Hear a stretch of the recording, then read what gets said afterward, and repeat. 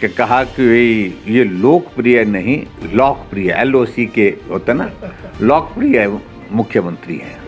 इनको तालाबंदी का शौक चढ़ा हुआ है कि बजट सत्र में तो बजट कैसा होगा सारी चीज़ को लेकर के थोड़ा हम इंतज़ार करेंगे, लेकिन संभावना बहुत ज़्यादा अच्छी बजट की नहीं है। इसलिए नहीं है कि मुख्यमंत्री एक ही बात रो रहे हैं कि ऋण हमारे ऊपर बहुत बड़ा हो गया, जैसा कि ऋण भारतीय जनता पार्टी की ही सरकार ने 10 बार हिमाचल प्रदेश में कांग्रेस पार्टी की सरकार रही और 5 बार भाजपा की सरकार रही। जो लंबे समय तक सरकार रही है, सबसे बड़ा योगदान उसका है।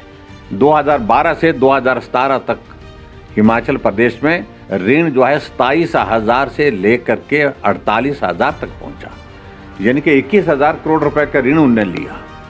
और 2017 से 2022 के चुनाव के इस तक तो हमने भी उतना ही ऋण लिया जितना कांग्रेस ने लिया था। ऋण जो है 75,000 करोड़ का शोर डाल रहे हैं वो। हमारी सरकार जिस दिन तक थी उस दिन तक का ही हम बात करेंगे। हमारा हिमाचल प्रदेश का ऋण उस वक्त 69,600 करोड़ रुपीस का था, 75,000 करोड़ का नहीं था। और आज मुख्यमंत्री कह रहे हैं कि 75,000 करोड़ नहीं, अब तो 95,000 करोड़। 95,000 कैसे बोलते? कर्मचारियों का ये देना है, कर्मचारियों का वो देना है। अरे भाई, तो कर्मचारियों की देनदारी को ऋण के साथ जोड़ेंगे क्या? ये लायबिलिटी कांग्रेस पार्टी ने नहीं छोड़ी थी पिछली बार। जितनी भी लायबिलिटीज कांग्रेस पार्टी ने छोड़ी थी वो सारी लायबिलिटीज हमने क्लियर की है। एक हफ्ते में लास्ट में 21 कॉलेज खोल के गए थे वीरभद्र सिंह जी।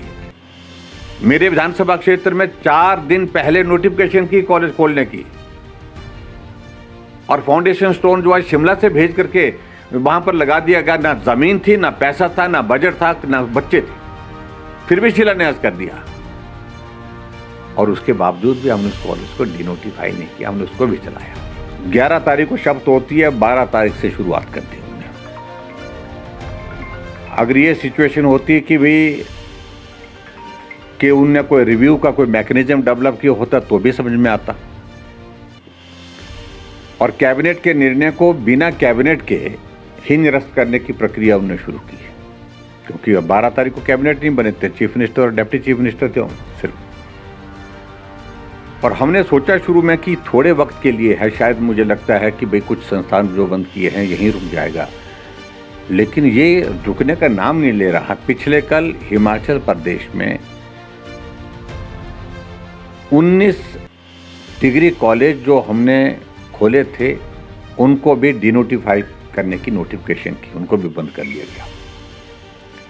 अभी आपके इस कार्यक्रम में आने से पहले, बिलासपुर में आने से पहले मैं रास्ते में चाय पान के लिए रुका, वहाँ पर स्वार घाट में।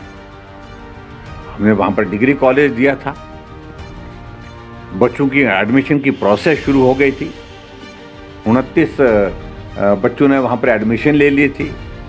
और आप अंदाज़ा लगाइए, 29 बच्चों में से 22 जो है उसमें बेटियाँ, एक ही क्लास में। और जबकि अब जब सेशन शुरू हो तो अब उसके बाद फिर नए सिरे से एडमिशन जो है वो अब शुरू होनी थी वहाँ पर, उसको भी डिनोटिफाई कर दिया।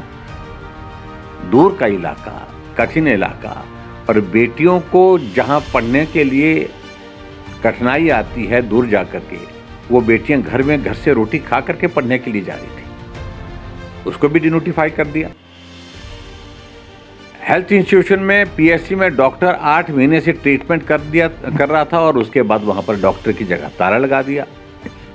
SDM ने इलेक्शन की प्रोसेस कंप्लीट कर ली, विधायक के चुने जाने की घोषणा कर दी, जो सर्टिफिकेट इलेक्शन के बाद दिया जाता है वो भी दे दिया, लेकिन उसके बाद वो SDM का दफ्तर बंद कर दिया।